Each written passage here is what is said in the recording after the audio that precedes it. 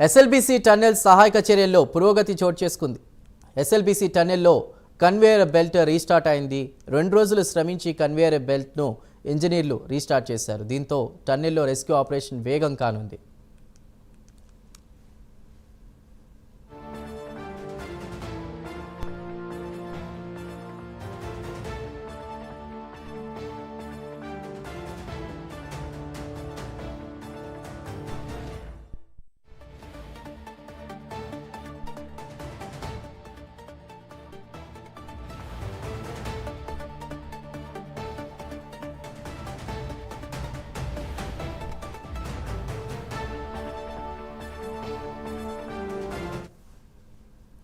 SLBC tunnel సహాయక చర్యల్లో పురోగతి చోటు చేసుకుంది. ఎస్ఎల్బీసీ టన్నెల్లో కన్వేయర్ బెల్ట్ రీస్టార్ట్ అయింది.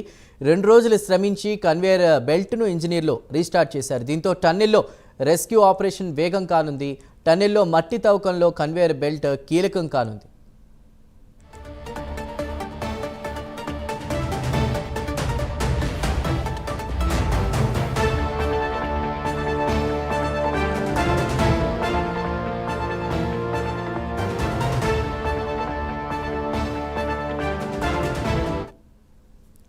ఎస్ఎల్బీసీ టన్నెల్లో సహాయక చర్యల్లో పురోగతి కనిపిస్తోంది. ప్రస్తుతం బెల్ట్ రీస్టార్ట్ అయినట్టు తెలుస్తోంది. కన్వేయర్ బెల్ట్ పూర్తి సమాచారాన్ని మా ప్రతినిధి హరిశంకర్ అందిస్తారు. హరిశంకర్, చందు, ఎస్ఎల్బీసీ ప్రమాద ఘటనలో చిక్కున్నటువంటి 8 మంది కార్మికులను కాపాడేందుకు 11వ రోజు కూడా రెస్క్యూ ఆపరేషన్ కొనసాగుతుంది. అయితే గత 3-4 రోజుల నుంచి కూడా కన్వేయర్ బెల్ట్ తెగిపోవడంతో తీవ్ర ఇబ్బందులు పడినటువంటి రెస్క్యూ టీం నిన్న సాయంత్రం నుంచి కూడా దీనిపై పురోగతి సాధించారు. అయితే ఈ రోజు ఉదయం నుంచి కూడా కన్వేయర్ బెల్ట్ పనిచేయడంతో లోపల ఉన్నటువంటి బురద కావచ్చు, అక్కడ ఉన్న మట్టిని కూడా బయటికి పంపేందుకు అయితే ముందుకు వెళ్తున్న పరిస్థితి ఉంది. దాదాపు గత వారం రోజుల నుంచి కూడా సేమ్ సిచ్యువేషన్ ఉంది. అయితే లోపల ఉన్నటువంటి బురద మట్టిని తీసుకురావాలంటే మొన్నటి వరకు కూడా ఏదైతే అక్కడ ఉన్నటువంటి టన్నెల్ సంబంధించినటువంటి బురదందరూ లోకో ట్రైన్ లో తీసుకొచ్చి బయటికి పంపేవారు. సో దీనివల్ల చాలా ఆలస్యమయ్యే పరిస్థితి ఉంది. అయితే కన్వేయర్ బెల్ట్ మాత్రం స్టార్ట్ అయితే ఖచ్చితంగా లోపల ఎన్ని టన్నుల మట్టి ఉన్నా బురద ఉన్నా వాటిని బయటికి తీసుకెళ్లేందుకు ఫ్రీ అవుతుందని చెప్పి కూడా ఆ రెస్క్యూ ఆపరేషన్ త్వరితగతిన పూర్తి చేస్తామని చెప్పి అధికారులు వెల్లడించిన నేపథ్యంలోనే నిన్న రాత్రి వరకు పెద్ద ఎత్తున కూడా ఈ కన్వేయర్ బెల్ట్ స్టార్ట్ చేయడానికి కూడా అక్కడ ఉన్న రెస్క్యూ టీం కావచ్చు,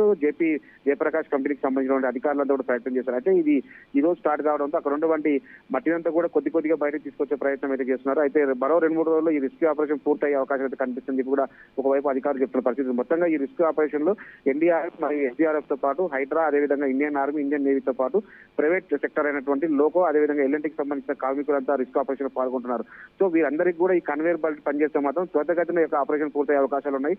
సో లోపల ఉన్నటువంటి డెడ్ బాడీలు కావచ్చు, లోపల ఉన్నటువంటి 8 మందికి సంబంధించిన ఆనవాళ్ళు అయితే గుర్తించడానికి ఈజీ ప్రాసెస్ గా ఉంటుందని చెప్పి అధికారులు చెప్తున్నారు. Chandu, right Harishankar, thank you.